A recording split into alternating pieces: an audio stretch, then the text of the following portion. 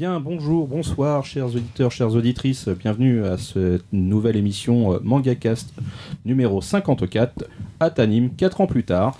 Alors pourquoi ce retour ? Eh bien, nous avions reçu un de ses fondateurs, Cédric Littardi, il y a 4 ans, pour nous expliquer un peu ce qu'allait faire Atanim dans la durée, ses productions, ses publications, tout ce qui pourrait nous intéresser, comment il voyait le marché.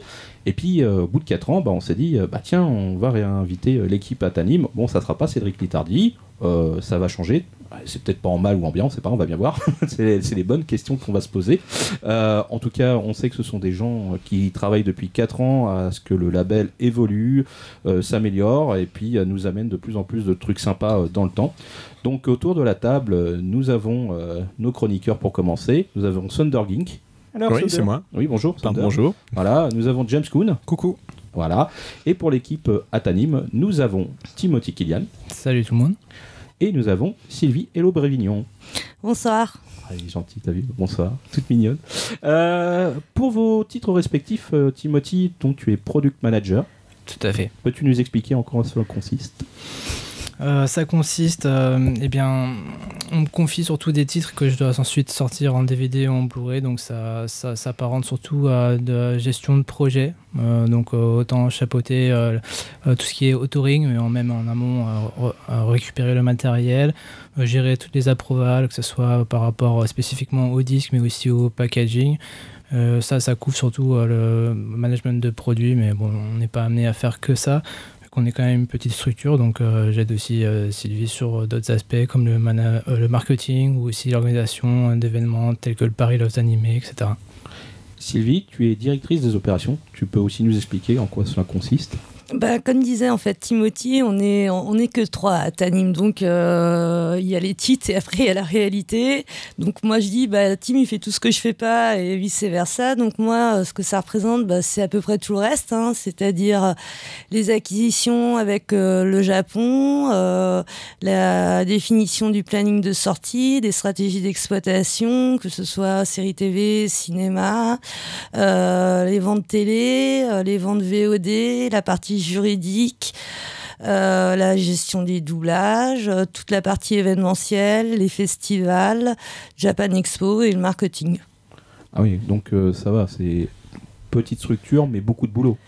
Voilà, c'est ça, on s'ennuie pas. Les journées sont courtes. Les journées sont courtes, mais elles passent très vite parce qu'une journée, en fait, on va faire tout et je dirais pas n'importe quoi, mais parfois presque sur nos titres. Alors l'avantage, c'est quand même que du coup, comme on est petite structure, on connaît tous très très bien notre catalogue, on sait exactement où on en est. On ne passe pas notre temps en réunion à expliquer des choses à différents services, mais c'est vrai que ça demande une réactivité de chaque instant. D'accord. Je vais rentrer tout de suite dans le vif du sujet avec une question qui vous ramène un peu 4 ans en arrière. Il y a 4 ans, depuis la visite de Cédric, Atanim a eu un démarrage assez houleux avec des problèmes de fabrication, avec une communauté plutôt vénère. Comment vous avez su dans le temps un peu entre guillemets corriger le tir, remettre les gens dans la confiance? Parce que ça a été un peu dur le début quand même. Oui, le démarrage a été un peu catastrophique. Ça, on en a souffert pendant longtemps. Comment on a réussi à redresser le tir ? Déjà grâce à Timothy qui nous a rejoints, qui est parfait. Mais c'est surtout parce que je pense qu'on aime ce qu'on fait, on aime nos animés et je crois que tout part de là. C'est-à-dire que vraiment, on réfléchit de manière naturelle à faire des bons doublages, sur le packaging, à se poser quand même de bonnes questions pour être sûr qu'en fonction des différentes affinités, ça va plaire au cœur de cible. Et voilà, en fait, on est vraiment préoccupé par ça avant tout. Et du coup, je crois que le rectificatif, il s'est fait assez naturellement parce qu'au fur et à mesure des sorties, des acquisitions, les gens ont vu qu'il y avait de plus en plus une constance dans la qualité, une grande réactivité aussi de notre part auprès des fans qui nous contactent régulièrement sur tout type de réseau et à qui on essaie de répondre le plus rapidement possible. Et voilà, et on n'a pas fait vraiment de campagne en fait. Ça s'est fait avec le temps, petit à petit. Et aujourd'hui, je pense que on a récupéré la confiance des gens parce que voilà, on a une cohérence à la fois dans le catalogue, à la fois dans la stratégie d'exploitation. Et je pense que tout l'amour qu'on peut mettre dans nos produits, ça se ressent aussi quand les gens les découvrent une fois achetés. Et justement, vous, enfin Sylvie, Timothy, Cédric étaient quand même déjà dans le métier avant de créer ce nouveau label. En 4 ans, le marché de l'animé est-il davantage ou moins une niche que le manga ? C'est vraiment compliqué comme question parce qu'en 4 ans, le marché de l'animé s'est vraiment complètement reprogrammé à plusieurs reprises. Notamment avec déjà une sorte de maturité sur le simulcast, puisqu'en France, on est quand même l'un des rares pays hors Asie, j'entends, mais avoir autant d'acteurs pour le simulcast. Donc je pense qu'à peu près 70 à 80% des animés produits au Japon sont aujourd'hui proposés de manière légale en France. C'était pas forcément le cas il y a 4 ans. Il y a eu la pénétration très agressive des Américains, soit par Amazon ou Netflix, Crunchyroll et Funimation. Alors Funimation, c'est qui ? C'est le plus gros éditeur de DVD aux États-Unis qui se sont associés. Donc c'est vrai que ça a pas mal redistribué les cartes. Et il faut savoir que le marché français, à l'instar du marché d'ailleurs japonais et du marché italien, est un marché qui effectivement initialement était plus drainé par le manga. C'est-à-dire que si le manga marchait, il y avait de fortes chances qu'il y ait un animé et de fortes chances que l'animé fonctionne. Avec le simulcast, ça a pas mal mélangé un peu toutes les pistes, puisque de plus en plus on assiste à comme le One Punch Man, finalement une exploitation quasi simultanée du manga et de l'animé. Donc ça, c'était pas le cas non plus il y a 4 ans. Et par contre, ce qui est sûr, c'est que sur le marché physique, le marché global du DVD, chaque année se rétracte en volume et en valeur. Donc là-dessus, l'animation japonaise tient bien la route parce que déjà, il y a quand même pas mal d'éditeurs en France et qu'il y a un public qui est constant, donc on ne suit pas les mêmes variations qu'une major. Après, à répondre à ta question de savoir si c'est plus un marché de niche que le manga... Est-ce que ça l'a été... Enfin, au final, parce que le manga, tu as quand même une base... énorme, enfin depuis le temps ça fait plus de... Non, je suis pas d'accord avec ça, c'est juste que c'est métrique le manga, comme ça passe par Hachette, il y a des suivis GFK, donc on peut savoir assez vite c'est quoi le poids du marché du manga en France. Le marché d'animé, il n'est pas sous Bichou et GFK, il y a quand même toute la piraterie qui est là, qui est un peu la face cachée de l'iceberg, plus tous ces nouveaux acteurs, Netflix, Amazon, ou même iTunes, aucune idée des statistiques. Moi, je pense que globalement, de ce que j'en vois à l'international, l'animation est de plus en plus l'animation japonaise est un média qui se diffuse de plus en plus. Et je pense qu'aujourd'hui, certaines œuvres du Japon sont plus connues de par le monde, de par le format animé, que le format du manga. D'accord. Oui, parce qu'en fin de compte, quelque part, l'animé a réussi à rentrer dans les foyers de façon naturelle et pour tout le monde. Alors que le manga, c'est une démarche d'aller chercher un livre en librairie, ou dans l'animation, ça passe par un média vidéo que sont les flux vidéo ou même la galette de DVD ou de Blu-ray. Alors c'est sûr que c'est comme la télé, finalement la dématérialisation rend plus accessible le contenu. Donc effectivement, ça aide beaucoup. De l'autre côté, c'est aussi parce que je te disais, en France, on est quand même un marché, il faut bien le voir, à part. On est le 2e pays consommateur de manga, c'est quand même quelque chose qui est complètement unique. Je reprends l'exemple de One Punch Man. Aux États-Unis, le manga, il marche pas, quoi. Ah oui, quand même. Ouais. Oui, le manga ne fonctionne pas. C'est pas un marché du manga. Oui, ça, on savait que mais bon, on se disait à la taille, au moins pas du pays, mais au moins d'un coin, ils pouvaient phagocyter notre marché sur une seule ville, quoi. Bah non. Non, même pas. Non. Je pense que c'est Paris phagocyte Los Angeles, si tu veux. Ouais. Après, c'est vrai qu'on a une culture assez différente du manga avec les Américains. Par exemple, pour exemple que j'ai, c'est Dragon Ball. Ils ont combien de 10 ans. Ouais, voilà. Donc je pense que ça peut façonner un paysage culturel assez facilement. Bah, c'est surtout que les Américains, ils ont découvert l'animé avec... il y avait quelques DVD et tout ça, mais ça a explosé effectivement, comme tu disais, avec le simulcast et les sites pirates, le streaming aux États-Unis. Et c'était un truc majeur avant que Crunchyroll arrive et phagocyte le marché aux USA, alors qu'en France, nous on a découvert le manga, c'était notre source primaire avant. Enfin, il y avait un peu quelques DVD vidéo, mais ce que je veux dire, c'est que avant que le piratage rentre dans les mœurs françaises, le manga c'était déjà quand même bien installé. Et il y avait le Club d'eau et. Bah voilà, en fait c'est ça. Nous on a exactement la même, on va dire, évolution qu'aux États-Unis. C'est qu'on a eu une première arrivée de la culture japonaise fin des années 70 via le format télévisuel avec Club Do & Co, qui a disparu, je crois que c'était dans les années 97, mais du coup le marché du manga a repris, ce qui a permis justement à la culture japonaise de pas disparaître. Dans d'autres pays, il n'y a pas eu cette espèce de bascule des vases, mais c'est pour ça que je dis vraiment le marché français finalement est assez, d'ailleurs c'est un très beau marché pour le Japon, mais assez unique et assez équilibré entre les deux formats qui continuent à coexister, et même le changement de la chronologie des médias finalement ne va pas porter préjudice à l'un comme à l'autre, ça va plutôt être un cercle vertueux. Et surtout, je pense, pour finir sur ce truc-là, c'est qu'aux États-Unis, ils ont un truc que nous, on n'a pas, c'est le comics, en fait. Ils ont quand même encore un média papier jeune qui canalise encore la jeunesse, alors que la BD franco-belge, elle a quand même perdu beaucoup de ses lecteurs jeunesse. Il y en a encore un peu, mais je pense qu'il y en a moins. Donc le manga, il avait pu prendre des parts de marché, fut une époque que la BD franco-belge n'avait pas. Mais, enfin, c'est mon avis perso, je pense. Il n'y a pas beaucoup de gens qui lisent du comics aux États-Unis. Hein. C'est un super marché de niche. Hein.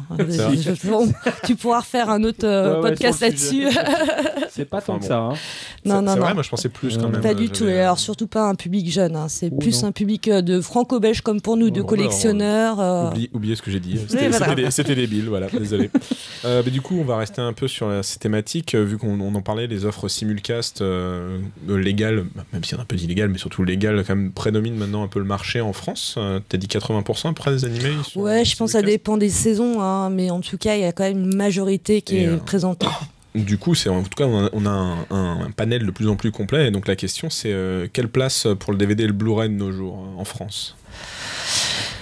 Moi je pense que le DVD et le Blu-ray ils ont une valeur refuge, c'est-à-dire que le problème de la consommation en simulcast ou même avec du Netflix ou autre, c'est du snack pour moi. On consomme et puis on passe à autre chose, on consomme et on passe à autre chose. Et il y a quand même nous on est sur un marché de niche, mais avec des fans qui aiment beaucoup leur licence. Et pourquoi pour moi les deux sont pas forcément en concurrence, ils sont plutôt sur une logique, à savoir on va découvrir à moindre frais une série en mauvais encodage via une plateforme de simulcast, et on va vouloir vraiment en tant que fan rapporter cette série chez soi, et là-dessus le DVD offre quelque chose de très complémentaire, puisque on a le bel objet, souvent il y a quand même dans la majorité de nos titres une version française, et ça fonctionne bien. Enfin, je vois pas trop de cannibalisation entre les deux en fait. J'ai un petit anecdote personnelle sur ce que tu disais. Un ami m'avait fait découvrir une petite série du nom de Game of Thrones. Il m'avait apporté son épisode sur une clé USB, il m'a montré l'épisode 1, à la fin j'ai arrêté, il me dit t'aimes pas? Je fais si, mais on va aller à Fnac acheter le Blu-ray parce que c'est dégueulasse ton encodage, et moi je veux profiter du truc avec une certaine qualité, donc je comprends, je reçois assez bien ce que tu dis, je suis assez d'accord. Et nous on a même vu le cas avec le film de Oshii qu'on a ressorti l'année dernière, qui est pourtant un film qui a été exploité depuis 97 en France, donc je pense que les gens qui ont voulu l'acheter ont eu bien des années pour l'acheter. On parle de Ghost in the Shell. Là, ouais, le Ghost in the Shell, et on a rencontré c'était ta première fois en Blu-ray, mais on a quand même rencontré des très bonnes ventes, et je pense qu'il y a ce côté-là de non mais celui-là je le veux vraiment chez moi, je le veux vraiment dans ma bibliothèque, je veux pas être soumis à la publication ou pas de telle plateforme, quoi. Alors justement, là une question qui n'est pas du tout prévue. Le fait de le voir, enfin, si le film avait été diffusé en simulcast ou en VOD, et en fin de compte, ce qui donne peut-être l'impulsion d'achat, c'est d'avoir un produit Blu-ray ou DVD quali, c'est-à-dire justement, c'est là où vous réfléchissez à sortir un coffret qui donne envie à des trentenaires, des quarantenaires, dire bon, je l'ai dans une version moyenâge de l'époque. Est-ce que ce format, dans ce beau boîtier, avec ces suppléments, je vais le racheter? C'est ça la démarche ou pas? Il y a des gens, effectivement, qui soit la VHS ou même le DVD, qui se disent je vais upgrader mon film en version Blu-ray.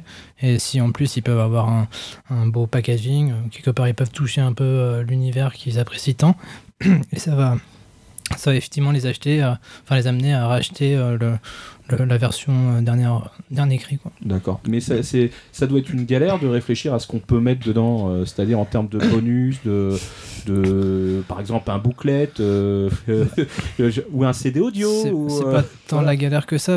La galère, elle se situe plus avec ce qu'on arrive à mettre la main depuis le Japon ou des États-Unis, quand c'est le cas de Ghost in the Shell. Qu'est-ce qu'on va pouvoir faire de vraiment bien avec ça? Et parfois, dans le cas de Ghost in the Shell, on est obligé de creuser, d'aller plus loin, d'enfoncer même des portes pour avoir du matériel exploitable. Et vu que nous aussi on est des fans de Ghost in the Shell, il n'était pas question de faire quelque chose de moyen. Ouais. Mais là, de base, vous avez quand même un beau bonus, c'est que vous avez 2 versions. C'est 2 films pour le prénom, parce qu'il me semble qu'il y a une seconde version dans le Blu-ray. Oui, alors comme on disait, on est des grands fans de Ghost in the Shell version 1997. Je sais pas si tu l'as vu, la deuxième. Alors non, je l'ai pas encore regardé, mais c'est peu importe qu'on aime ou qu'on n'aime pas. Je trouve que c'est quand même un beau geste d'avoir mis la version pour avoir des traits de comparaison, parce que mine de rien, c'était quand même une édition. C'est cette version de 2000, je sais plus combien la édition, mais c'était Oshii qui l'avait supervisé. Ouais, c'est ça. Donc on peut ne pas aimer, mais c'est quand même un point de vue de réalisateur qui essaye de réimplanter un truc dans son œuvre.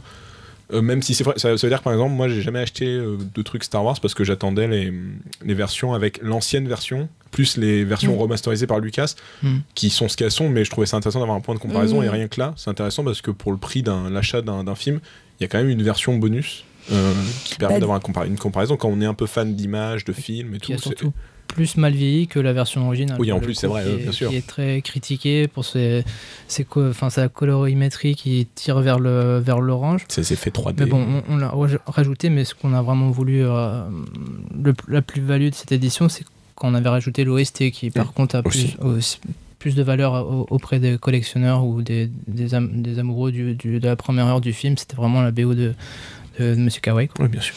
En fait, c'est ça l'idée sous-jacente, c'est on se dit, si la personne elle est prête à s'engager et à dépenser de l'argent pour le produit, faut vraiment, surtout quand on parle du collector, qu'elle reparte satisfaite en ayant vraiment l'impression que voilà, il y a tout qui est réuni. Alors, comme disait Tim, ça dépend vraiment. Nous, on est complètement dépendants de ce que on peut obtenir ou pas des différents ayants droit, malheureusement.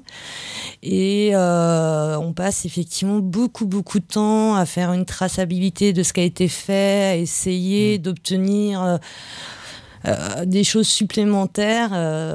C'est vrai qu'on aimerait bien que dès le départ on ait tout, quoi, mais ça ne se passe jamais comme ça. Jamais. Ça serait pas drôle sinon. Non.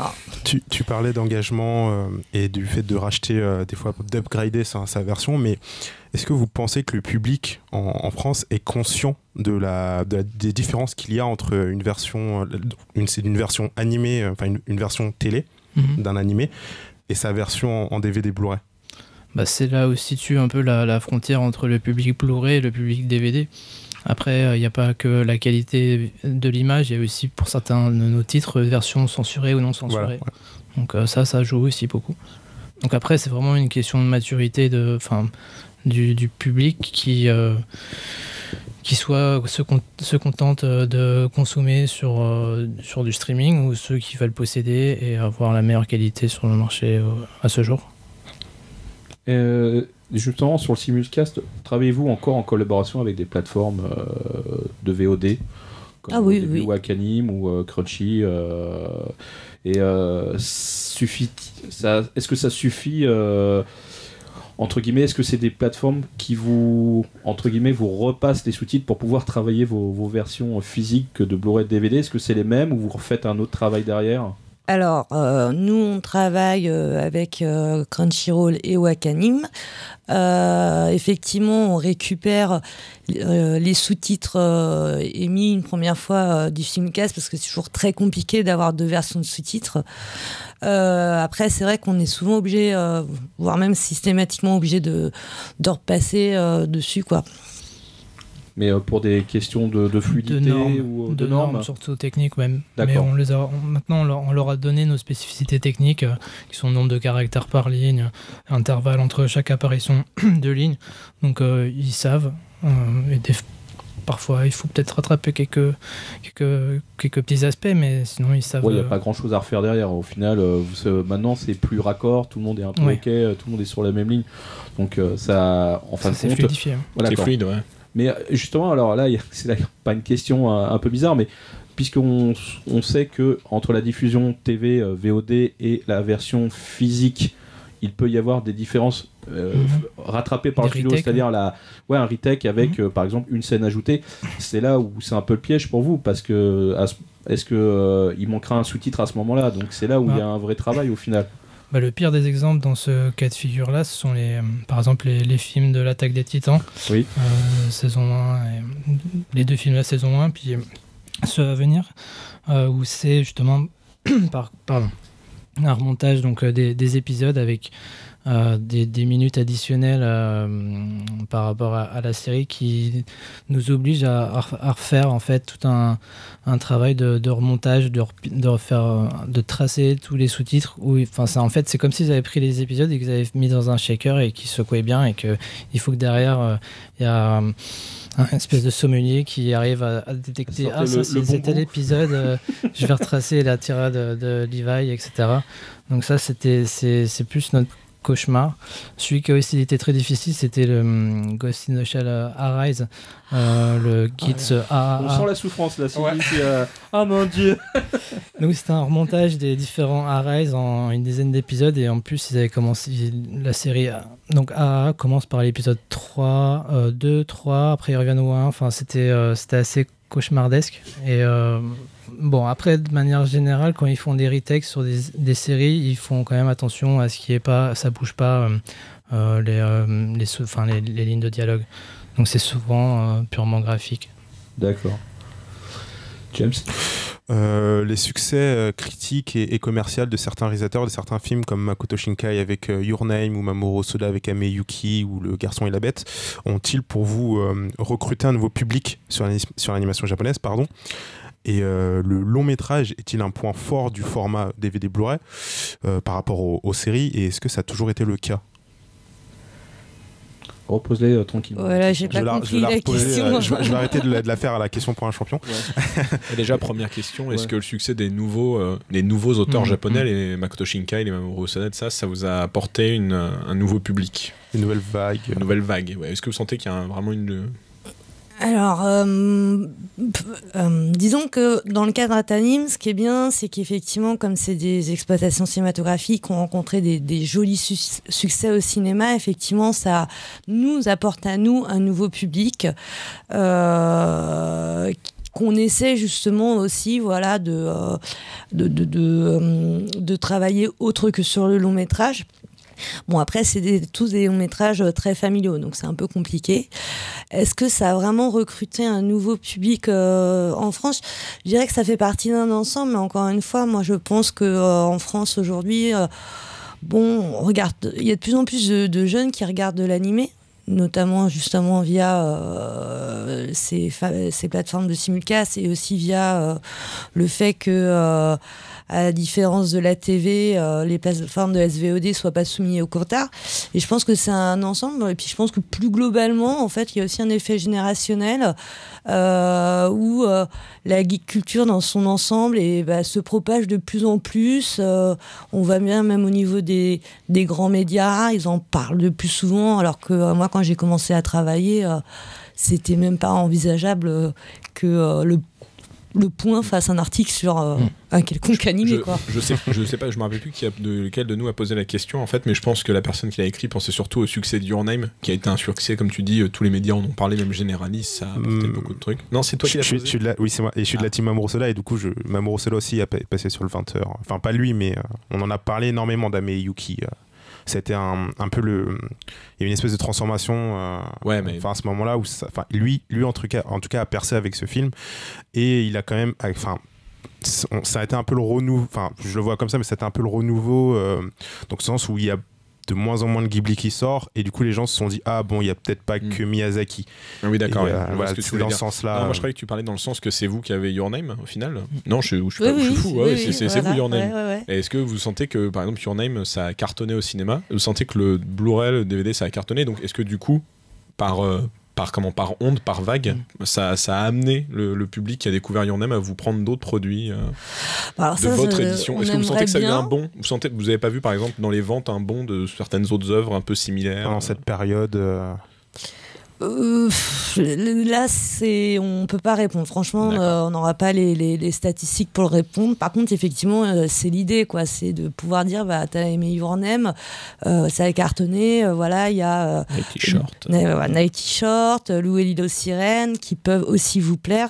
Disons que c'est plus en fait un travail d'éditeur. On a un catalogue qui est cohérent, et je pense qu'aussi c'est pour ça que peut-être de manière organique, il y a de plus en plus de gens qui nous suivent parce qu'ils se disent tiens, ce petit label, c'est pas mal du tout ce qu'ils font, en tout cas pour le cinéma. Juste pour Your Name, alors par contre, il y a vraiment eu un effet Your Name. Moi, ça fait 10 ans que je travaille dans l'animation. Non, ça fait 15 ans. Ouais, voilà. 15 ans que je travaille dans l'animation japonaise. Avant, j'étais à Kazé. Donc, tous ces réalisateurs, je les connais depuis leur tout début, en fait. Moi, j'étais déjà avec Osoda, avec La Traversée du Temps, avec Shinkai et avec Agartha. Et ce qui a été génial sur Your Name, c'est que enfin, pour la première fois de ma vie, les grands médias ont accepté qu'il n'y ait pas que du genre Miyazaki style. Donc, en gros, ils ont accepté que un directeur d'animation japonaise, un réalisateur d'animation japonaise, il pouvait avoir son propre style.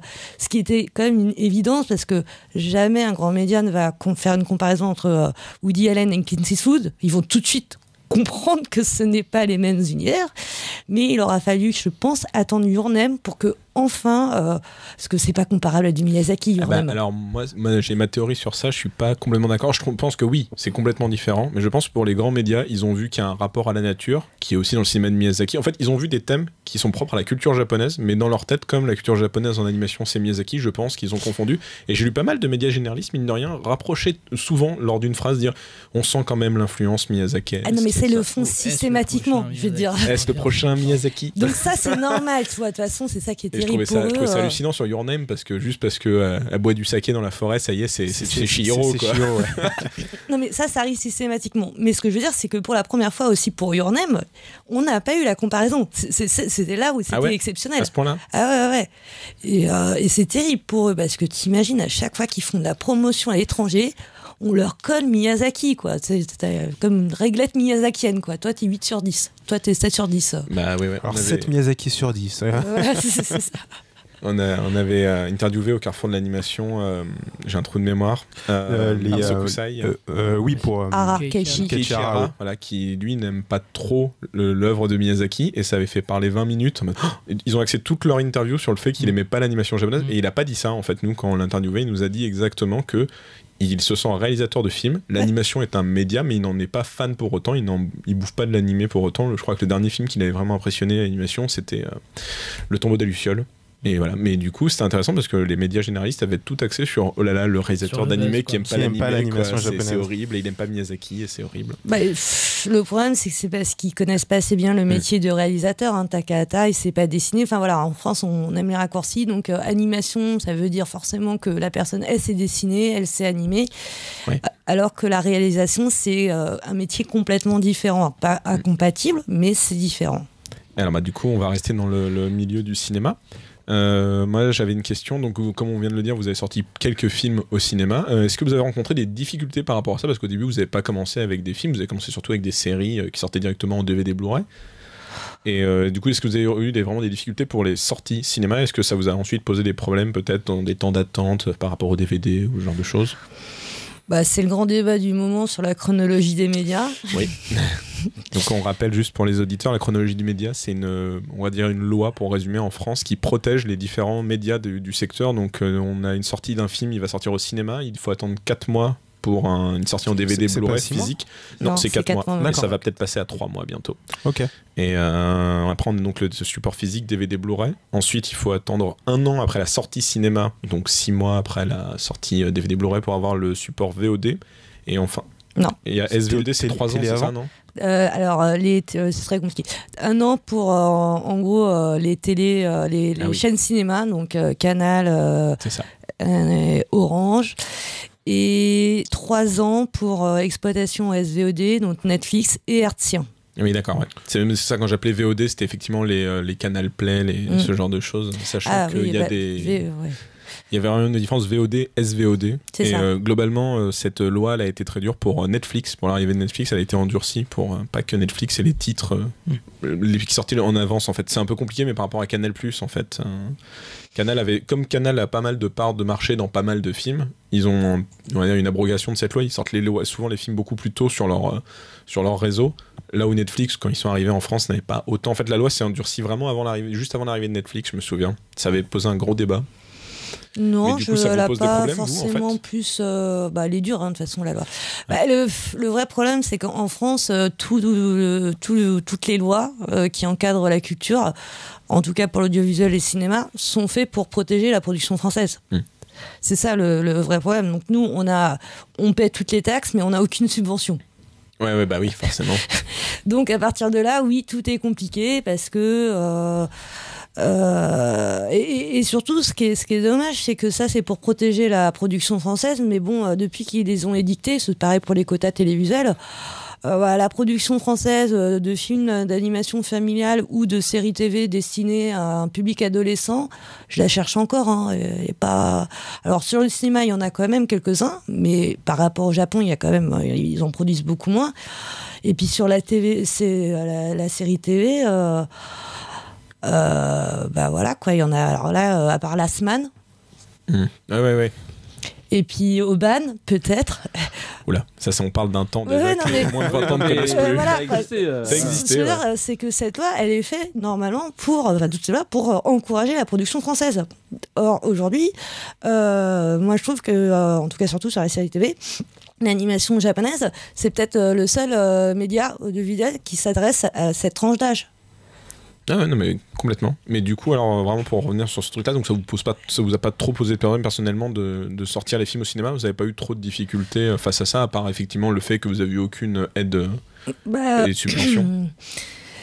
C'est, de toute façon, c'est le marché, on connaissait, donc on n'a pas plus eu de difficultés que ça, mais c'est vrai que c'est un global, de toute façon, c'est un débat qui est global à la profession aujourd'hui, c'est que tout le monde sait qu'il va falloir changer les curseurs parce que dans pas très longtemps, ça va exploser. Et juste pour finir sur ça, via le succès de Your Name, est-ce que ça vous a peut-être facilité l'accès maintenant aux salles de cinéma? Si vous voulez sortir par exemple un autre film au cinéma, est-ce que vous sentez que ça peut être un peu plus simple, que ça a débloqué les trucs?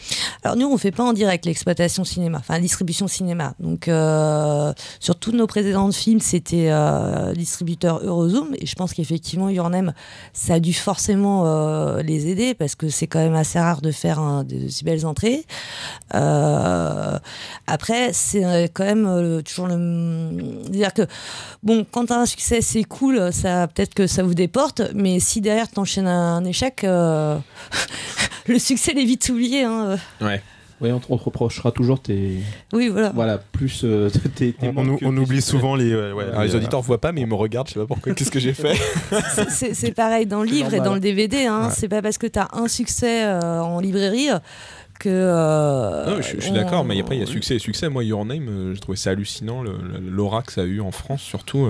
Tout le monde est allé le voir, c'était hallucinant. Tout le monde. Beaucoup de gens. Ah oui, non, je confirme, c'était pas ironique, c'était vraiment tout le monde. Moi, les salles, elles étaient complètes. C'était des salles, quand tu vois la plus grande salle de l'UGCDL, donc un des plus gros cinémas de France, rempli à ras-bord de gens du matin au soir. Moi, j'appelle ça un succès. Et à ce moment-là, je me dis, bête comme je suis, bah, ça ouvre forcément des portes. Les mecs, ils ont fait un truc qui a fait je sais plus combien de millions d'entrées. Je pense que dans le cas de Your Name, oui, ça a été un succès en France, mais je pense que de toute façon, c'est aussi la raison du succès de Your Name au Japon, c'est que c'est un film qui est complètement dans son air du temps. Oui. Et ça faisait très très longtemps qu'on n'avait pas eu une telle proposition artistique. Nous, on a eu des messages mais super émouvants de fans témoignant à quel point ce film les avait bouleversés. Ils se reconnaissaient complètement dans les deux héros, et je crois que c'est vraiment ça en fait qui fait que Your Name a été unique. Mais c'est une œuvre très forte, on le répétera jamais assez. Si vous n'avez pas vu Your Name, voyez Your Name. Regardez, d'ailleurs, tu mets transition pour la question que j'avais un peu loupée tout à l'heure. Du coup, les longs métrages chez Atanim, c'est votre point fort par rapport aux séries ou pas, surtout avec l'émergence de pas mal de réalisateurs. On oublie Miyazaki, il y a quand même pas mal de réalisateurs en France qui sont assez connus, Yuasa, Osoda, Makoto Shinkai. Du coup... Si t'en cites un quatrième, t'as le bingo. Le bingo, vas-y. Keiichi Hara. Là. J'ai été doublé. Et il a gagné un jambon. Disons que c'est effectivement une opportunité que de promouvoir de tels talents auprès du public français. Effectivement... Avec des plateformes de streaming qui notamment américaines qui vont en direct souvent directement auprès des comités de production japonais et qui sont moins spécialisés sur le marché du long métrage et de sa distribution dans les salles obscures. Pour nous, c'était effectivement un terrain à conquérir et de continuer à l'alimenter avec ce qui se fait de mieux au Japon en tout cas. Ouais. D'accord. Et du coup, est-ce que tu peux nous en dire plus sur le Paris Love Anime ? Alors Paris Loves Anime, c'est un festival entre guillemets, mais c'est plus un rendez-vous en fait qu'on organise. On essaie de notre maximum de faire une projection par mois, mais mais à coup de pas, on peut pas toujours remplir ses desiderata, mais on essaie du mieux qu'on peut faire une projection en plus proche de la date de sortie japonaise. Par exemple, le prochain rendez-vous, donc le vendredi 4 mai au Grand Rex à 19h30, on projettera donc les 2 derniers épisodes de Gundam, dont le dernier, le 6, qui sera projeté un jour avant le Japon. Donc voilà, c'est ce qu'on essaie de proposer donc au public du coup parisien, puisque c'est Paris Loves Anime. Après, on a toujours eu l'envie aussi de proposer de sortir de Paris cette démarche, mais on en revient un peu au sujet précédent, c'est convaincre les salles de projeter de l'animation japonaise, c'est pas une tâche aisée. Surtout si on s'adresse à des réseaux, des gros réseaux dont je ne citerai pas forcément le nom, mais ce serait plus facile de faire avec des cinémas indépendants qui eux souvent aussi on reçoit des requêtes de cinéma indépendants qui veulent proposer la diffusion de par exemple Yuasa dernièrement était assez populaire, donc on a reçu quand même pas mal de demandes pour projeter de nos films dans leur salle, mais cette démarche de faire un rendez-vous mensuel, c'est un peu difficile à faire percer, surtout que on vous rappelle qu'on n'est pas très nombreux dans le label, donc on a quand même beaucoup 3, de choses. C'est ça ? Oui, 3. D'ailleurs, justement, dans le version français. J'étais curieux à ce niveau. C'est notre graphiste adoré qui nous écoutera certainement. Coucou Audrey. Coucou. Justement, je pense à elle. Et, mais je suis un peu curieux, du coup, c'est vous qui êtes allé contacter le Grand Rex, ou c'est le Grand Rex qui est venu vers vous pour le Paris Love Anime ? Enfin, comment ça s'est fait dans les coulisses, entre guillemets ? Non, on est allé les voir. De toute façon, c'est une salle qui est ouverte, super. L'équipe, elle est géniale. Ils sont super ouverts d'esprit. Et voilà, on leur a proposé le projet. Ils nous ont dit OK, pas de souci. Et ce qui est super agréable, c'est qu'ils remettent jamais en cause notre sélection. Et pourtant, ils ont vu tous les genres, je crois, débouler.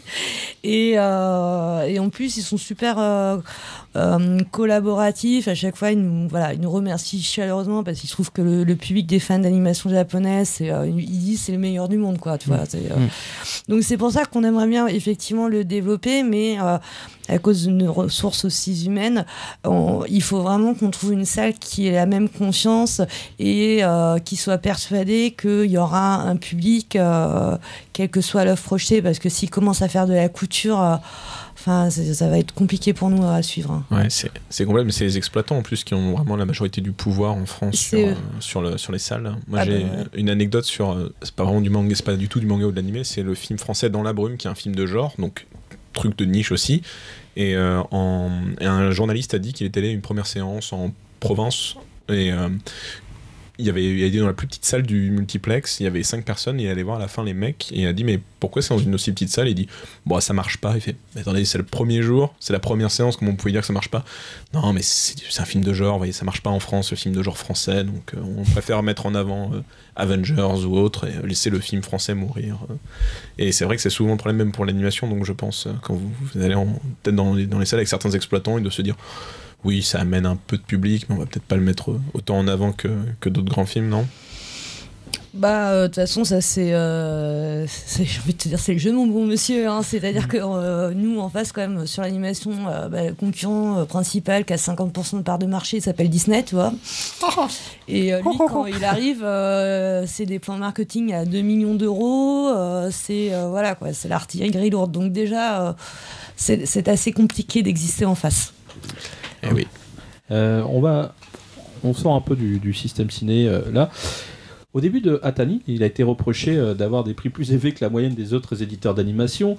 À l'heure où le simulcast et Netflix se sont démocratisés et les prix cassés de Black Box, IDP et les prix des Blu-ray japonais, qui sont autour de 45 € les 2 OAV, voire 100 € les 12 épisodes, comment vous calibrez vos prix ? Là, il se regarde dans le blanc des yeux, genre, mais qu'est-ce que c'est que cette question? De toute façon, c'est pas compliqué. Hein. C'est-à-dire que, certes, nos prix sont élevés, mais de toute façon, on n'a pas le choix, parce qu'on est encore une fois sur un marché. J'ai dit au début. Attention, moi je les trouve dans la moyenne. En fait, non, la question, ce qu'il a dit au tout début, c'est au tout début, quand vous êtes arrivé, moi je me souviens. Mais c'est parce qu'ils faisaient des bundles, c'est pour ça. Voilà, donc c'est pour ça, il y a eu changement, c'est pour ça on est 4 ans plus tard. Est-ce que votre public vous reproche encore le fait que des fois vos coffrets sont un peu trop onéreux ou pas en fait? C'était surtout ça le truc. À l'époque, c'était le cas. De toute façon, c'est toujours cher, mais comment vous les calibrez? Est-ce qu'il y a par rapport aux espérances de vente ou au succès, enfin vous voyez tout ce qui fait qu'on a une démarche logique sur le prix du produit à la finale, quoi. Rentre dans la composition du prix la présence d'un doublage ou non qui a un coût important dans une série, voire même très important, que ce soit une série ou un film. Le nombre d'épisodes, la durée totale de vidéos, le packaging aussi a un coût, surtout si on fait des finitions sympas. Ça, c'est un mix produit qui est une composante importante. Après, il y a aussi le Japon à rétribuer. Donc, oui, ça, je m'en doute bien. Non, mais par exemple, on a un gros coffret sublime Ghost in the Shell, qui est à un prix 145 € dans ces eaux-là. Le même au Japon, il fait 500. Je veux dire, en fait, on se dit, les gens dans leur tête se disent que l'animation au Japon en physique coûte toujours moins cher là-bas, ce qui est complètement faux. Complètement faux. Donc voilà, vous, quand vous arrivez avec ce genre de produit, vous avez bien réfléchi, le packaging il est beau, il est bien pensé. Donc c'est tout ce qui rentre dans cette. Tout ce que tu as cité, c'est ce qui rentre dans ce prix de vente. Donc on va dire que nous, en termes de prix, on reste quand même assez bas vis-à-vis de ce qui est vendu au Japon. Et on a d'autres acteurs qui arrivent à faire encore plus bas. Bon, après, moins on fait qualité, plus on peut baisser, ça c'est sûr. Mais au final, vous avez pensé tout ça. Je veux dire, tout ça là-dedans, c'est logique. Il n'y a pas... on va faire du 2000% over 9000 de marge. On vous fait un prix juste. Bah ouais, puis surtout, je te cache pas qu'une fois que sur ton prix de vente, tu retires la TVA, la part du distributeur, type Fnac, Amazon, la part de notre distributeur, effectivement, tous les frais directs, donc le touring, le doublage, la duplication, le packaging. C'est ridicule ce qui nous reste, quoi. Vraiment, c'est ridicule, quoi. Tu veux dire que les caisses de champagne à la fin vous les coupez à l'eau, c'est ça tellement? C'est-à-dire que moi je pense qu'on s'est trompé de métier, on aurait plutôt être côté Fnac parce que finalement ils ont juste empoché, quoi. Ah bah oui, forcément.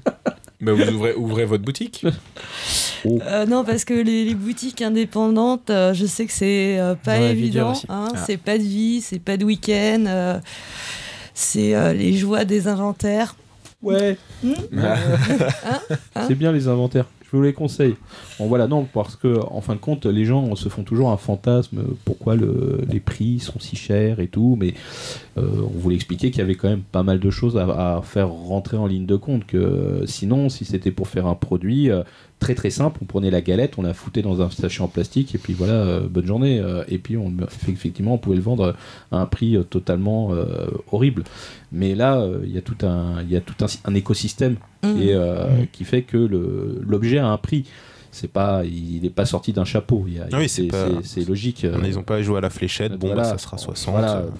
Voilà, bingo, remets 10. Donc non. Donc ok. Donc là-dessus, les gens ont compris que il y avait tout un système derrière. Et sinon, il y a l'un de vos plus gros défis qui est encore d'actualité, reste la saga Gundam. les fans sont-ils contents de vos éditions? Vous-même, êtes-vous satisfait du retour et de vos éditions et allez-vous continuer sur ce chemin en sortant les autres séries? Ceci est une question totalement vicieuse. Déjà, viens voir les films 4 mai au Rex. Je serai à Tokyo. Alors, l'excuse. Ouais, je sais. J'avais ça ou le frigo en Pologne. Alors, Gundam. Eh bien, écoutez, Gundam, il y aura de la suite dans les sorties Blu-ray en France.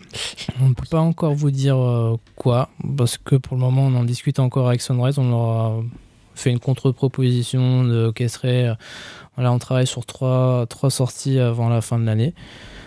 Ça va être 3 sorties avant la fin de l'année ou la 3e peut-être début d'année prochaine, mais voilà, on tape sur 3 et du coup voilà, on a fait tout notre mix produit, on a dit tout ce qu'on voulait faire, tout ce qu'on comptait faire. Maintenant c'est entre les mains de Sunrise et on attend un petit retour pour savoir s'ils nous valident ce plan pour la suite de Gundam. Ils sont contents pour l'instant? Oui, ils sont contents, ouais. Ils sont plutôt contents. Parce que Sunrise, nous, on va dire que c'est des gens qu'on peut pas trop voir. Parce qu'on Gundam pour une niche, on peut l'appeler aussi comme ça. C'est la série mythique. Au Japon, j'en parle même pas, c'est une religion. Alors les enfants, Gundam, c'est le grand-père de Darling in the Franxx à peu près. Voilà. Bravo, bien joué. Grand-père. Donc en fait, Sunrise, on se rend pas compte si, vous voyez en discutant avec eux, si est-ce qu'on peut être un marché pour eux? Est-ce que je pense que plus qu'un marché, il y a eu pas mal par le passé de tentatives de sortir Gundam qui n'ont jamais été jusqu'au bout. Et je crois que là, la stratégie qui a été, c'est soyons modestes. On ne va pas se dire qu'on va faire le succès de Gundam français équivalent au succès japonais. Soyons modestes, mais soyons constants et essayons de faire en sorte qu'au moins la majeure partie des Gundam soit disponible en France. Donc pour l'instant, c'est des petites quantités, mais voilà, on a cette base fan qui est acquise et qui d'ailleurs, au fur et à mesure, a de plus en plus confiance parce qu'ils voient que c'est pas que des one-shots, quoi. Ils arrivent régulièrement. C'est régulier, tous les 6 mois. Ouais, voilà. Après, le problème, c'est qu'il y en a tellement que... Là, vous vous concentrez sur le UC, le Universal Century, pour l'instant, peut-être? Enfin, est-ce que pas forcément. Pas forcément, non, mais sans trop vous titiller, mais ça peut être peut-être comme ça que vous avez pu aussi proposer à Sunrise. On va commencer léger. Ouais. D'abord l'arc, il fallait commencer par entre guillemets le début. Oui, ça, et du coup, voilà, après on peut dérouler et voire même sortir un peu de la chronologie pour du en dehors de UC. Et alors du coup, question subsidiaire, pourquoi avoir sorti la Gundam série d'origine, les 3 films et non pas la série originale justement? Plein de fans se sont posé la question. Certains se font entendre beaucoup plus que d'autres, ouais. Mais plein, je sais pas. Mais en fait, la réponse est simple, vous prenez le nombre d'épisodes de la série, et puis vous regardez le planning, et il faut qu'on puisse sortir les autres titres aussi, puisque c'est un volume énorme en authoring.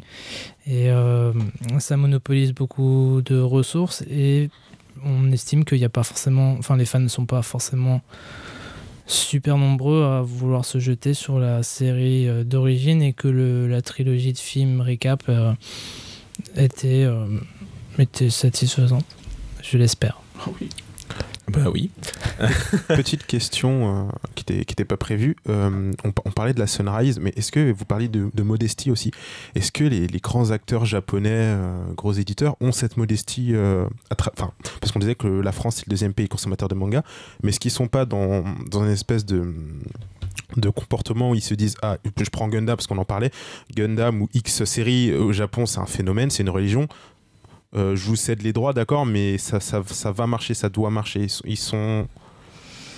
Bon, on a un peu de tout. C'est-à-dire que les gens avec qui on travaille à la vente inter et qui sont là depuis longtemps, ils connaissent tous les marchés internationaux. Donc, ils savent très très bien que leur truc de Moe qui cartonne au Japon, il va cartonner au Japon et en Asie.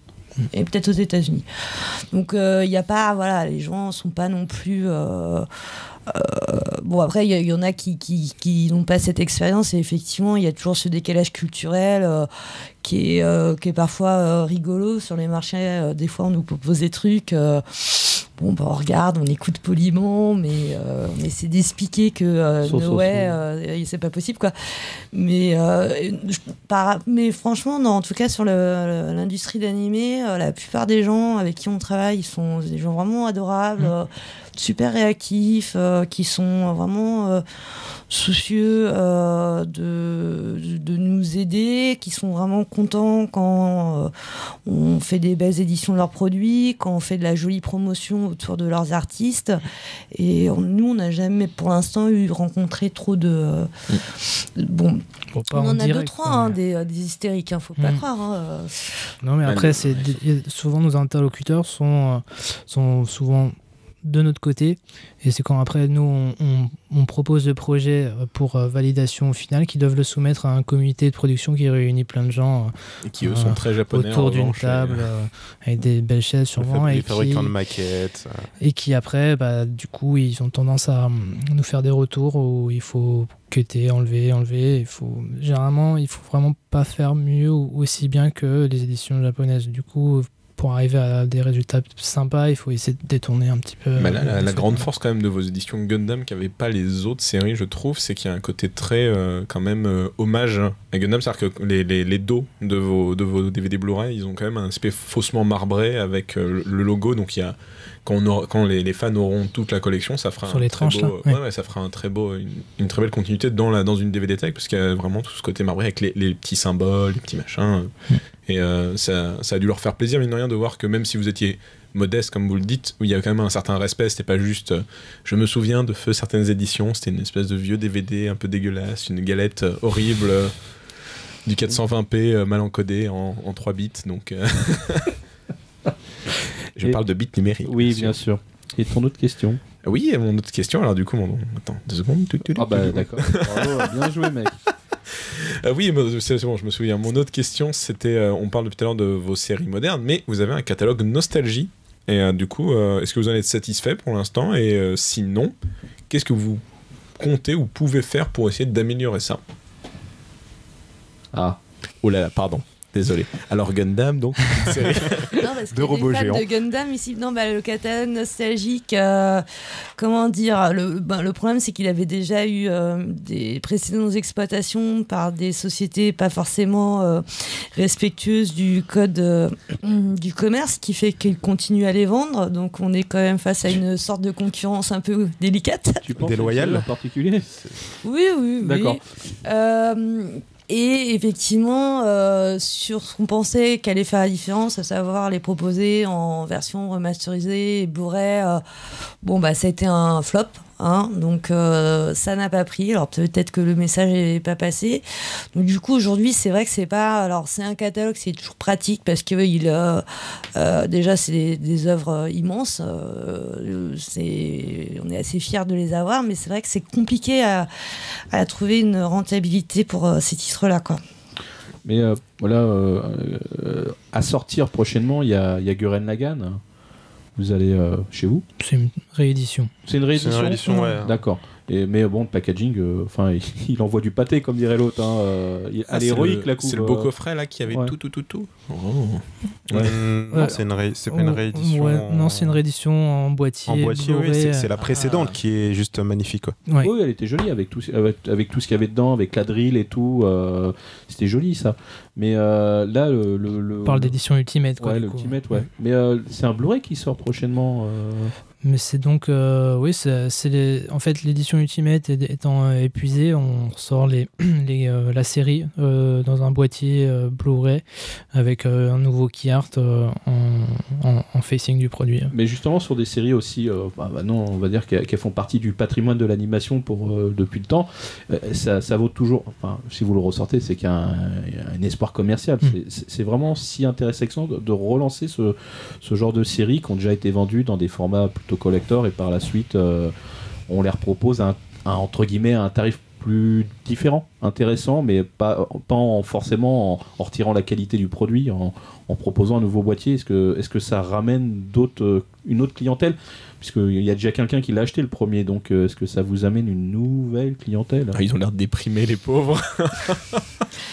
Ah non, mais elles sont Est-ce que c'est le secret d'espoir tes questions là. Moi, j'ai pas de boule de cristal, quoi. Non, mais est-ce Ce que c'est je veux dans dire, l'idée c'est qu'à partir du moment où on a les droits, il est hors de question de rien en faire et de les laisser traîner dans un placard. Donc là, l'Ultimate est en rupture. Nous, on est assez respectueux là-dessus. C'est-à-dire que c'est vraiment toujours la même chronologie. D'abord collector, et après, 2-3 ans après, il y a une décote de prix quand le collector est en rupture qu'on ne va pas refaire.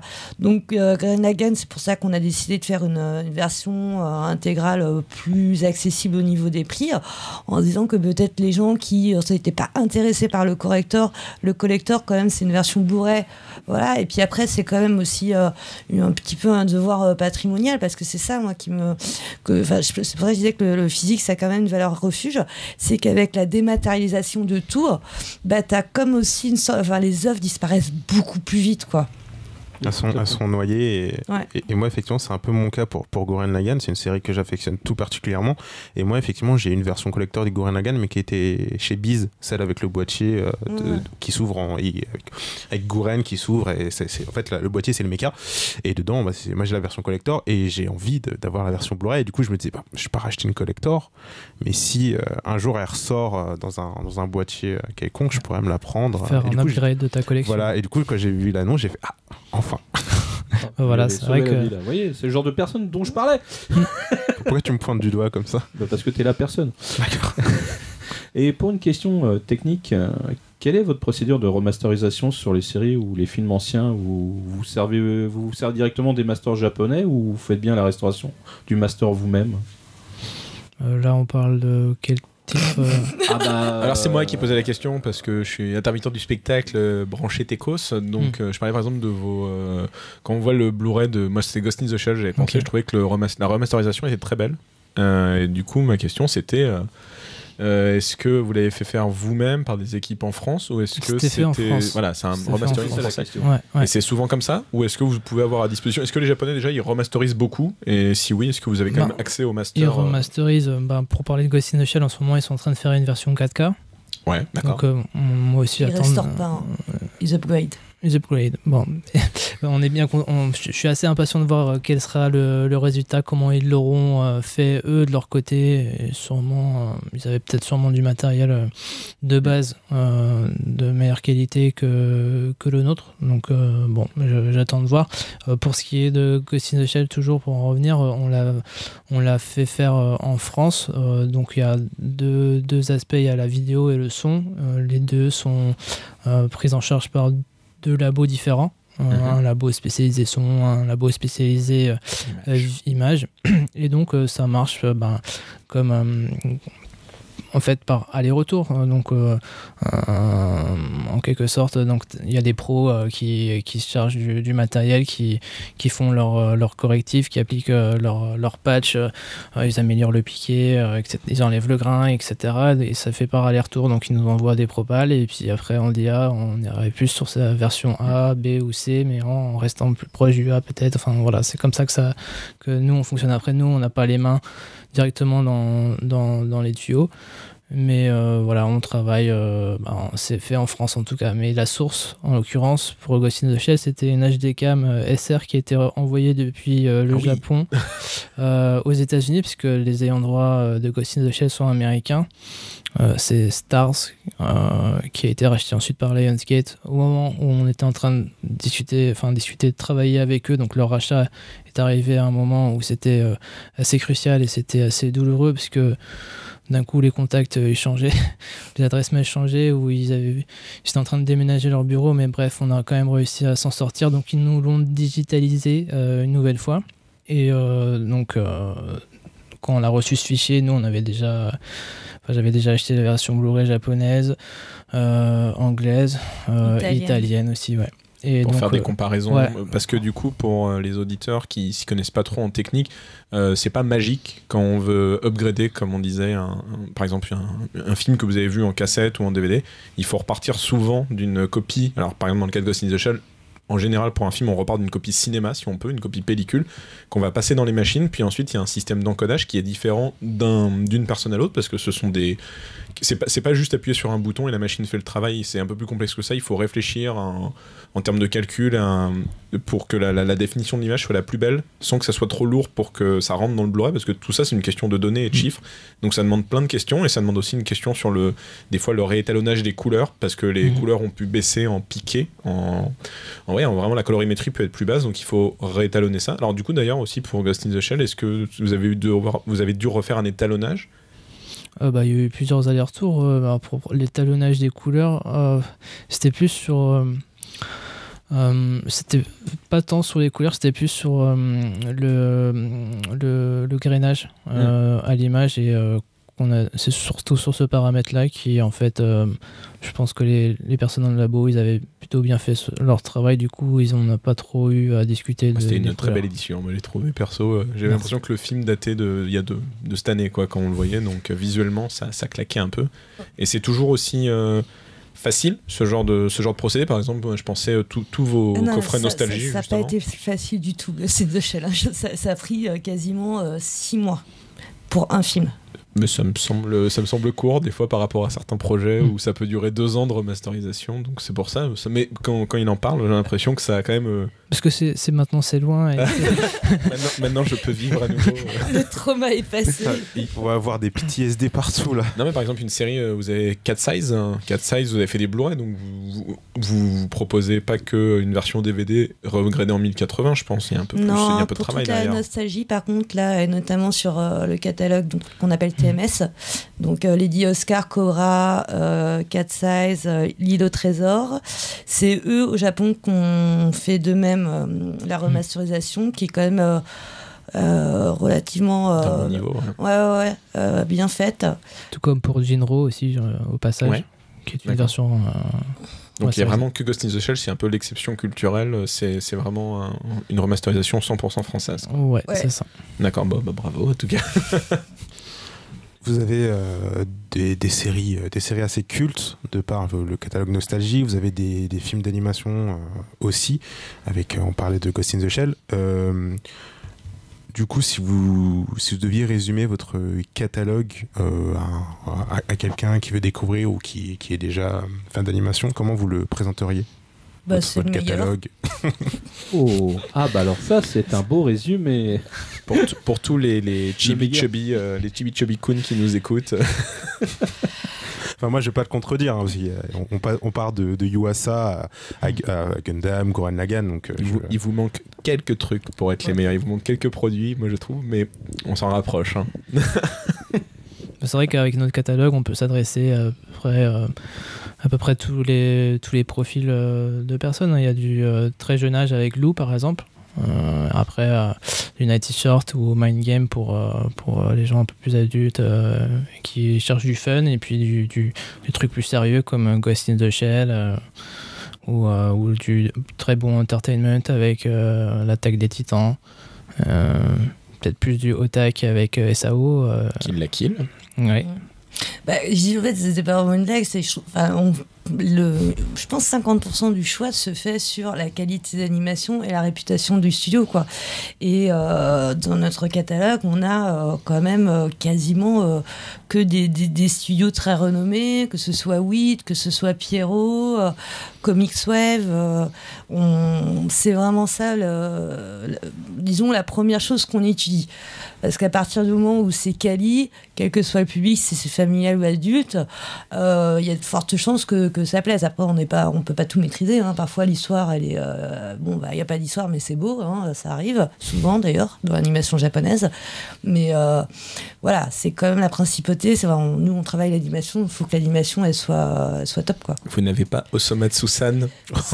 Il allait le placer. Bien sûr, forcément. Il allait le placer. Vous n'avez pas la meilleure série de ces 5 dernières années. La camisole vite, s'il vous plaît. Mettez-le sous la table. Ça ne marchera jamais. Mais non, c'est pas... Et alors, c'est l'amour du risque, écoute. Non, c'est pas un risque, ça. Jonathan et Jennifer, justicier milliardaire. Bon, bref. Non, du coup, plus sérieusement... Tu vas t'en sortir. Ouais, bah oui. Plus sérieusement, vous manquez peut-être quelques petits trucs. Donc là, c'est une question un peu perso. J'aimerais bien que chacun d'entre vous réponde. Si vous n'avez pas le même choix, ça serait mieux. Si vous pouviez obtenir une licence d'un autre de vos concurrents, d'un autre éditeur, ça serait lequel? Sanseiya. Sensei. Je les prends tous. Voilà, prends toutes les séries. Tout Sanseiya, tout Pas le dernier, là. Pas Omega. Non, alors, ça c'est l'avant-dernier. Ah, tu veux pas le dernier Il y a Sentia Show. Ah oui, Soul of Gold. Ouais. Ok, d'accord. Ça, t'aurais pas fait ça. D'accord, ok. Ouais. Ça pique. Hein. Ok, d'accord. Toi, Timothy Ouais, j'aurais bien pris Cowboy Bebop, c'est un peu rétro, mais... Monsieur a du goût. Au moins, il serait sorti plus vite chez vous. Et voilà. C'est nous qui l'avons dit. C'est pas faux, hein, non. Non, c'est méchant, mais bon, après, on peut comprendre les problématiques liées à l'achat de licence et après aux demandes qu'on peut faire. Et alors, du coup, attends, pour un peu la complexifier, là, vous avez donné chacun 2 séries, un film maintenant. Est-ce qu'il y a un film, par exemple, vous auriez bien aimé vous en occuper? Bon, moi, c'était Ghost in the Shell, mais je vous en trouve autre chose. Hein. Ah bah ça va, t'es arrivé au bout de la route. Ta vie est complète. Ça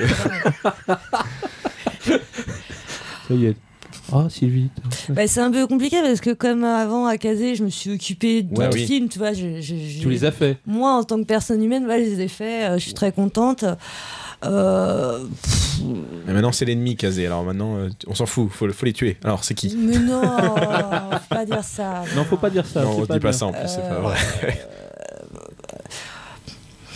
Ah, bah alors là.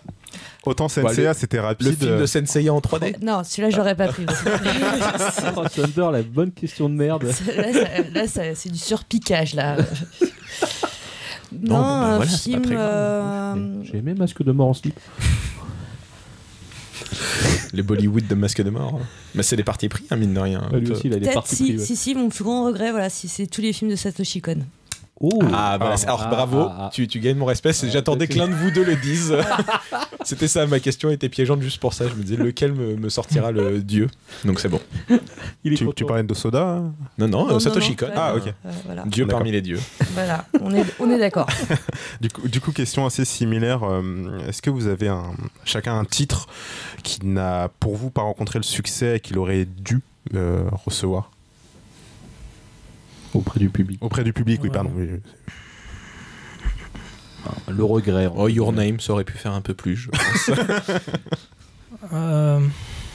Je vais dire Cabaneri. Il aurait pu fonctionner plus. Je suis assez d'accord avec ça. Ouais. Ah oui, c'est une réponse collégiale, d'accord. Ouais. Ah bon, ouais.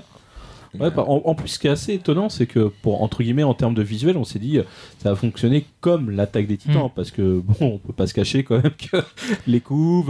C'est le même réal, il me semble. C'est pour ça qu'on peut pas trop se cacher. Même au niveau de l'opening, il y a ce côté ultra grandiloquent, genre vous allez en prendre plein la gueule. Et c'est vrai que c'est étonnant qu'on n'ait pas eu plus de mouvements vis-à-vis de cette série. Ouais. Donc ça C'est un peu le... Ouais, d'accord. Ok. Donc le regret, le petit regret du moment. Ok, d'accord. Et vas-y. Du coup, on en parlait tout à l'heure, vous avez quand même, ça c'est mon point de vue subjectif, mais on a tous le dit, vous avez des très belles éditions. Vos éditions collector à claque, souvent. La Kill, elle est assez cool. Bah moi, je restais très dans ma tête le Gurren Lagann. Je trouve que justement, je l'ai pas acheté parce que j'avais pas encore de sous, donc je vais essayer de devoir la trouver. Maintenant, ça va être très dur pour moi, mais je vais essayer de la trouver. Il y a un message en quoi Non, bah non. Non, mais en revanche, elle claquait, ou même votre édition de, comme vous l'avez dit, de Ghost in the Shell Standalone Complex. Mais du coup, sur le simple concept de saine concurrence dont on parlait tout à l'heure, est-ce qu'il y a une autre édition collector chez un autre concurrent où vous vous êtes dit waouh, ça c'est un bon boulot, il faut qu'on essaie de faire quelque chose à peu près équivalent, ou en tout cas il faut qu'on s'approche, ou mieux, ou en tout cas vous avez dit bravo, là c'est vraiment ils ont traité l'œuvre avec un certain respect. Bah il y a le Perfect Boot Kazé. Et bah alors voilà, très bien, bravo, double respect, c'était ça que je pensais, bravo. Déjà, voilà, et toi bah, j'aurais dit ça, mais après c'est vrai qu'ils n'ont pas réinventé le packaging non plus, que c'était très efficace et très bien soigné. C'était très bien fait. C'était soigné. Bah, je vais rester corporate et je vais dire le Full Metal Alchemist de notre branche écossaise avec une grosse porte, une vraie sculpture. Ah ça on n'a pas vu nous. Donc vous l'avez je la connais pas ça. Il faudrait que vous alliez voir sur leur site internet. La porte des enfers. Ah ouais. C'est quelle zone l'Écosse c'est pas la nôtre. C'est pas la même. Ah dommage. Non mais tu peux faire pareil, tu peux remplacer avec. Et du coup simple question de personnes qui connaissent pas, mais là vous avez pas sorti ça parce que vous avez pas les droits de Full Metal. En tout cas en France, je sais plus qui a les droits, c'est Dybex. C'est Dybex. Si jamais par un hasard malencontreux ils ont plus les droits, il y a moyen que vous puissiez récupérer les droits et sortir cette édition? Non, je pense pas qu'on ira là-dessus parce que déjà c'est une licence qui est vraiment comme Evangelion identitaire d'Ibex. Ouais. Et deuxièmement, qui a été déjà surexploité, c'est passé. Voilà, maintenant FMA, c'est un peu passé de mode, quoi. Donc, il n'y a plus malheureusement grand-chose à pouvoir faire avec cette licence qui va jamais avoir ni une suite en manga, ni. Enfin, c'est fini, quoi.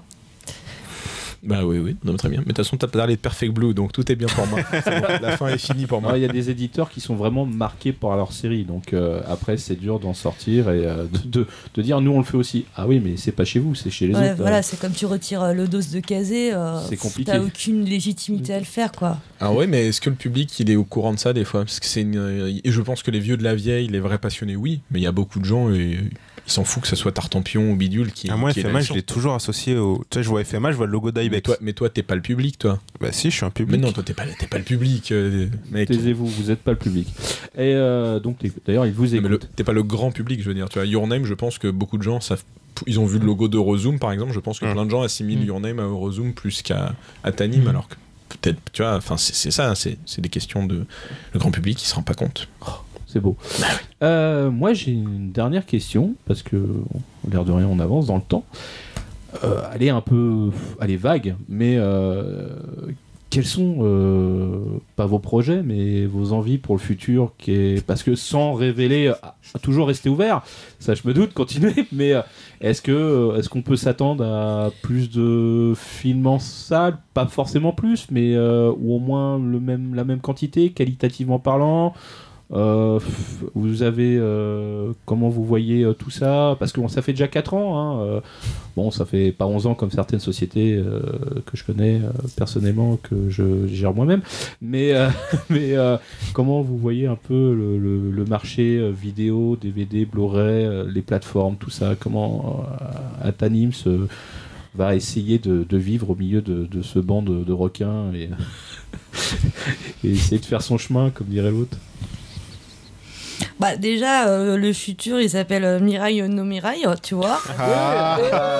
Ça, on pense qu'on l'a bien vu. Tout le monde on a été sollicité pour aimer la page, donc on sait pour nous, il est très concret parce que dans à peu près 15 jours, c'est Cannes. Donc ça, c'est déjà, je crois, un super aboutissement de mettre un réalisateur d'animation japonaise à Cannes. Il est en sélection officielle? Il est à la quinzaine. À la quinzaine, ouais. C'est déjà super. Mais c'est bon, quand même l'avant-première mondiale.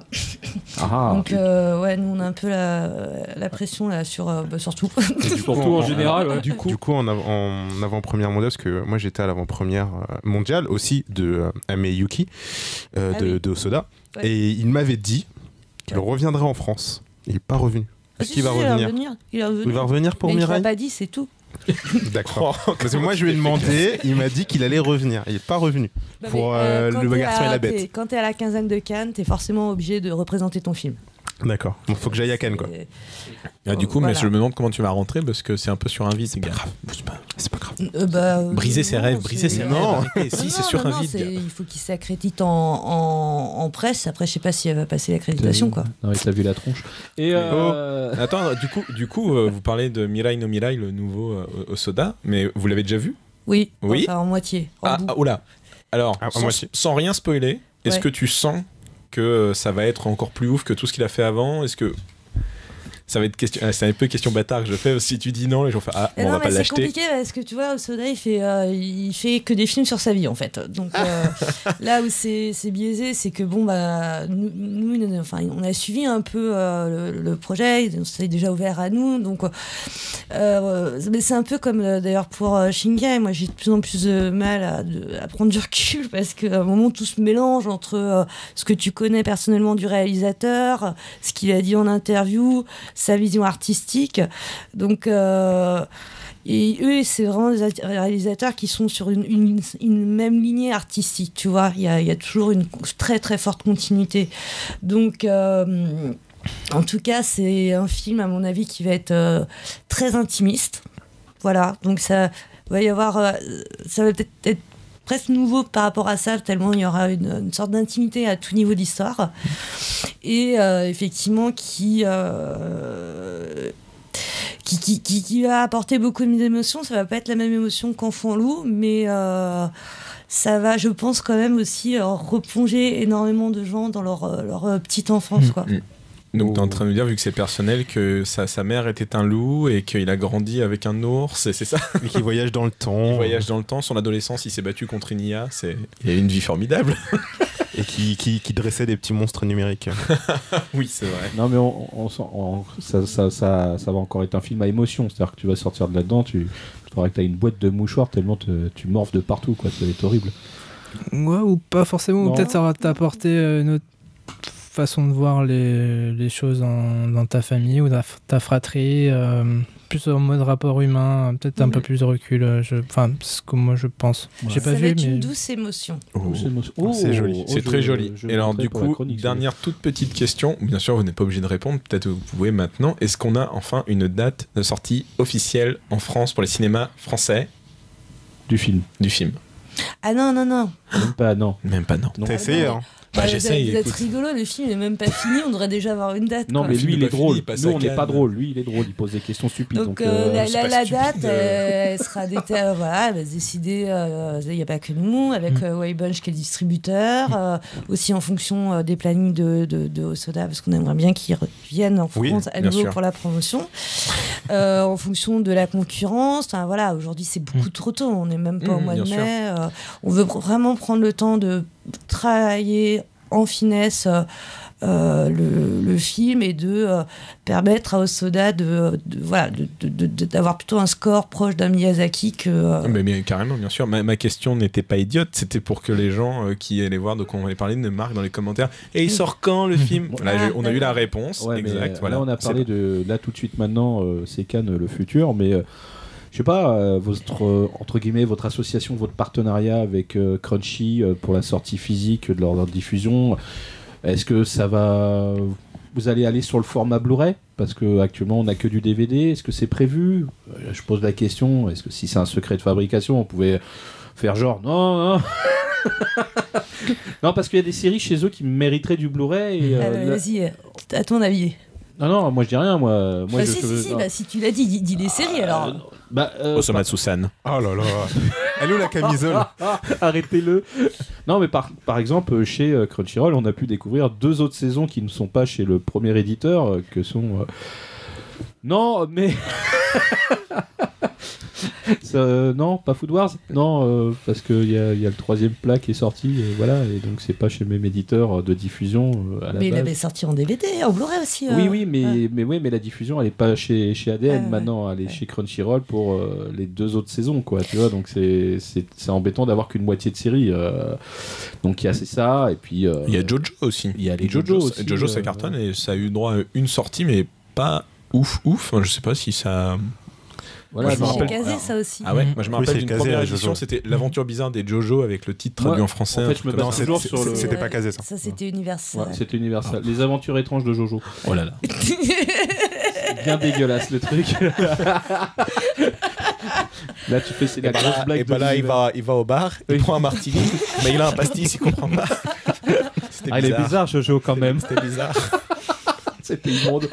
Voilà, c'était pas bien. Non, mais parce que, en fait, comme on voit que vous sortez finalement des séries qui sont issues de leur diffusion en VOD, on se dit, bêtement, que potentiellement ça pourrait arriver chez vous dans un format plus intéressant que du DVD, parce que là, les premières séries,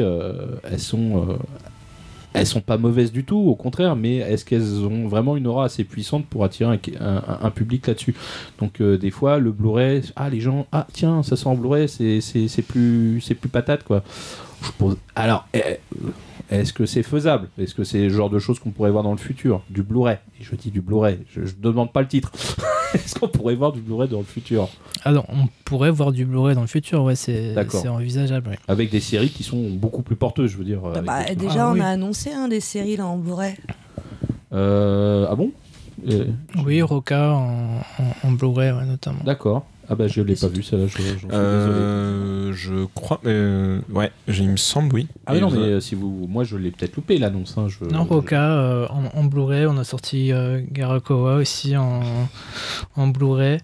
Il y en a d'autres qui vont arriver aussi début d'été. D'accord. Il y a eu Grimgar, non aussi? Non, mais ça c'est pas Crunchy. Ah non, c'est pas Crunchy, pardon. Pardon. C'est pas... Mais on sort aussi du Blu-ray dans notre catalogue.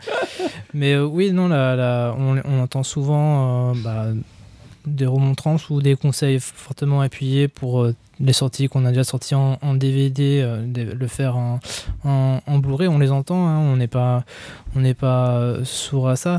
Après, il faut savoir que notre collaboration avec Crunchyroll, donc Crunchyroll est là depuis 4 ans sur le marché, donc ils ont un gros volume, ils ont un catalogue assez important, donc il faut qu'on commence quelque part. Et aussi, entre guillemets, on tâte un peu le marché, sachant que la répartition DVD Blu-ray générale, elle est hors animation, on va dire, elle est écrasante DVD encore face au Blu-ray. Elle est moins écrasante dans ce marché de niche qu'est l'animation, mais elle est quand même encore, hein, malgré les PlayStation, les Freebox et tout, quand même pas énormément de gens qui sont... déjà au Blu-ray, non, on commence à monter doucement.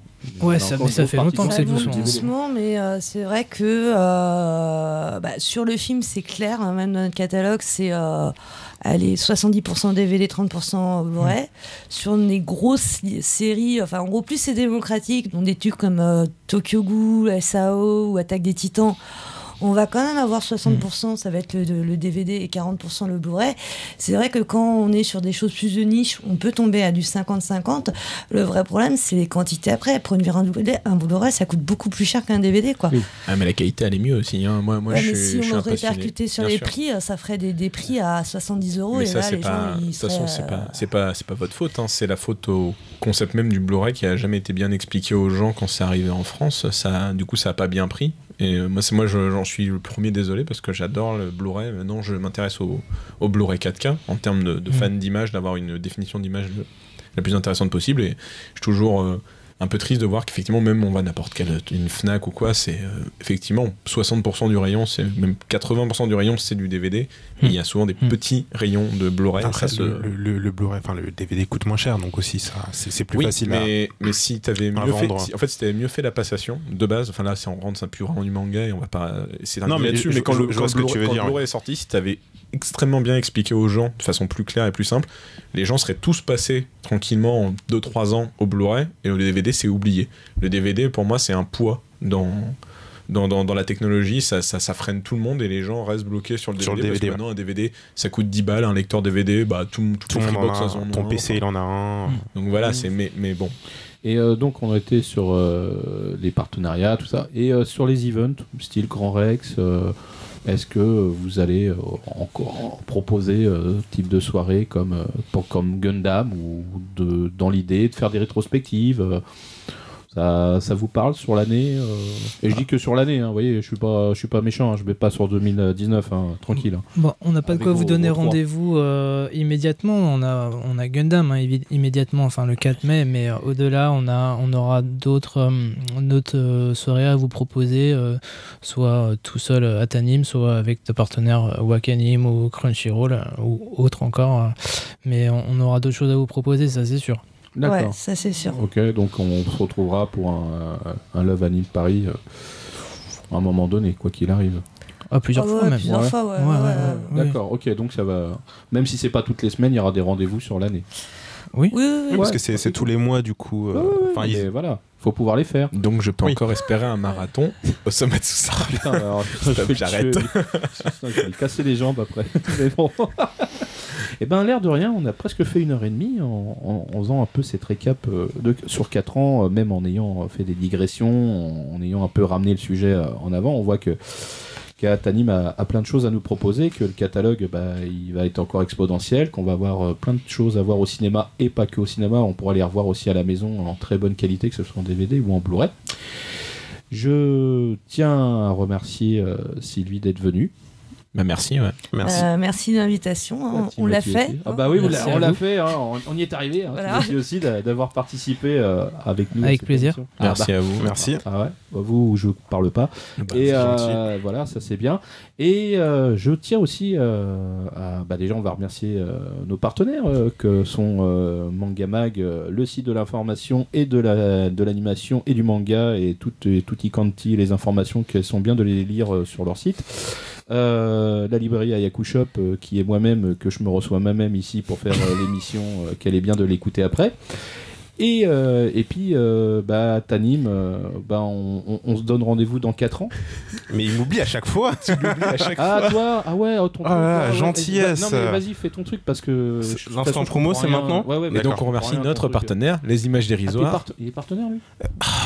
Vas-y, refais-la. Et on va remercier notre partenaire Les Images Dérisoires qui sont présidés par James. Voilà, coucou. Ça va trop vite. Oui, j'ai pas eu tous les. Il y a toujours ton Ulule. Il y a toujours le Ulule qui finit le 17 mai et là, l'heure actuelle, on est à 65%. 65%. Voilà. Pour c'est un chiffre biaisé quand les gens vont écouter, il aura augmenté. Bah oui, il aura augmenté. Est-ce que tu peux rappeler, parce que nos invités en plus sont pas là, qu'est-ce que c'est que ton petit Ulule, c'est ta société? Donc en fait, je suis éditeur d'affiches d'art, en fait, tout ce qui gravite autour du manga et de la culture japonaise, et j'édite un artiste japonais qui s'appelle Shinji Tsushimochi, qui a fait un recueil d'illustrations qui s'appelle Les 100 vies de Tokyo, en hommage aux 36 vies du Mont Fuji du maître Kusai, et je fais un tiré à part d'une de ces illustrations qui représente un temple japonais très connu qui est à côté de la Tokyo Tower, donc le Zozoji Temple. Le Zozoji Temple. Et donc l'illustration est à retrouver sur Ulule si vous voulez vous la procurer, et bientôt il y aura d'autres artistes. Et vous pouvez même mêler l'utile et l'agréable, parce que ton illustration elle est chez Ayaku Shop. Donc, quand vous achetez vos mangas, vous pouvez la voir. Alors on vous montrera après où elle est, parce qu'il l'a caché pour pas qu'on la voie, Kabito. Oui, parce que je veux que James devienne un être de vapeur. Bon, ça c'est une private joke, désolé. Il finira dans le métro sur une grille. Oh bah c'est gentil toi. Avec tes planches. Je te laisserai pas rentrer dans mon métro, il y aura du marbre partout, tu seras jaloux. C'est pas bien. Donc on a fait notre bonne heure et demie de débat, de discussion autour de Atanim. Et pour conclure l'émission, on va avoir un ending de fin qui est la chanson, le titre c'est Ninoli, et qui est interprété par Aika, c'est l'ending de Cabaneri of the Iron Fortress, disponible chez Atanim en Blu-ray et en DVD. Allez-y, saison complète.